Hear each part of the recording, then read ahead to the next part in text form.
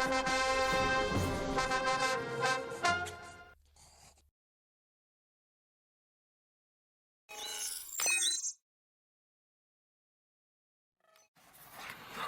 هنا أن نقدم التهاني لأعضاء مجلس المستشارين ولرؤساء المجالس الجهوية والمحلية وكافة المنتخبين على الثقة التي حظوا بها، داعين الله تعالى لكم جميعا بالتوفيق والسداد في مهامكم.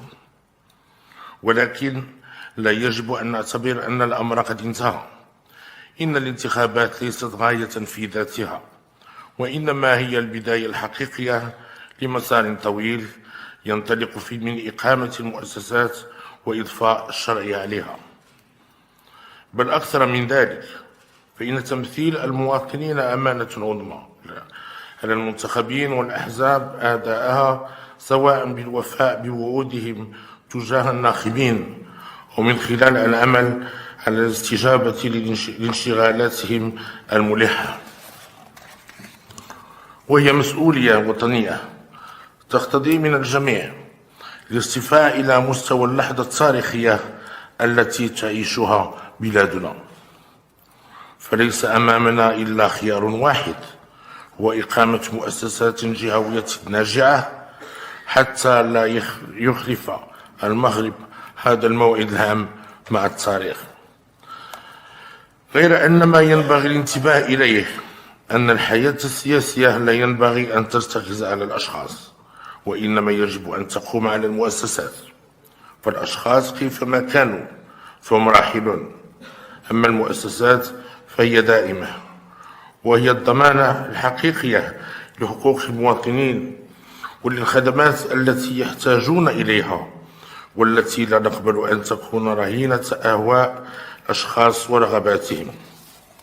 حضرات السيدات والسادة البرلمانيين، لقد قال المواطنون كلمتهم، ولكني أريد من هذا المنبر أن نوجه رسالة للذين لم يتفوقوا في هذه الانتخابات، فعليهم ألا يفقدوا الأمل وأن يرفعوا رؤوسهم لما قدموه من خدمات للوطن والمواطنين، وعليهم أن ينتبهوا إلى أن المغاربة أصبحوا أكثر نضجا في التعامل مع الانتخابات وأكثر صرامة في محاسبة المنتخبين على حصيلة عملهم، كما يجب عليهم القيام بالنقد الذاتي البناء لتصحيح الأخطاء وتقويم الاختلالات ومواصلة العمل الجاد من الآن ودون كلل أو ملل من أجل كسب ثقة الناخبين في الاستحقاقات القادمة.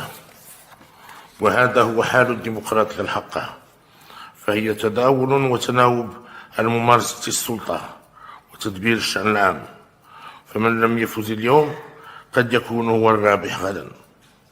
غير أننا نرفض البكاء على الأطلال، كما نرفض الاتهامات الباطلة الموجهة للسلطات المختصة بتنظيم الانتخابات. فالضمانات التي تم توفيرها تضاهي مثيلاتها في أكبر الديمقراطيات عبر العالم، بل إنها لا توجد إلا في قليل من الدول. وبطبيعة الحال فإن من يعتبر نفسه مظلوم بسبب بعض التجاوزات المعزولة التي تعرف عادة الممارسة الديمقراطية فيبقى أمامه اللجوء إلى القضاء. حضرات السيدات والسادة البرلمانيين، لقد سجلنا ببالغ الاعتزاز المشاركة المكثفة لسكان أقاليم من الجنوبية في الانتخابات الأخيرة، وهو دليل ديمقراطي آخر على تشبث أبناء الصحراء بالوحدة الترابية وبالنظام السياسي لبلادهم وحرصهم على الانخراط الفعال في المؤسسات الوطنية.